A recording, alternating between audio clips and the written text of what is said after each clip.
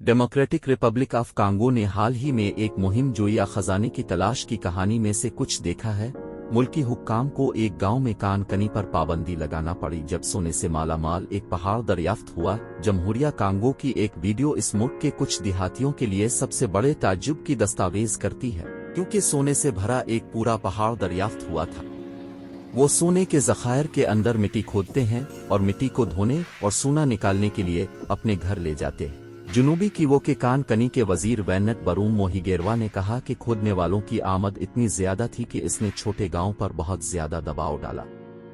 बड़े पैमाने पर आमद की वजह से हुक्काम को गांव में कान कनी पर पाबंदी लगाने पर मजबूर होना पड़ा। हुक्म जिसकी तस्दीक ने की, कहा कि तमाम कान कनी की सरगर्मियां अगले नोटिस तक मुअत्तल कर दी गई हैं। सोशल मीडिया पर शेयर होने वाली वीडियो में सबसस्टेंस माइनिंग वही चीज नजर आ रही है। ये अमल, जिसमें बुनियादी आलात के साथ मदनियात निकालना शामिल है, जमहूरिया कांगो में बहुत आम है। कांगो के पास हमेशा कुदरती ज़खायर जैसे लकड़ी, हीरे और मदनियात का एक भरपूर ज़खीरा रहा है। जहां तक सोने का ताल्लुक है, मुल्क में निकालने का अमल फनकाराना सोने की कान कनी है।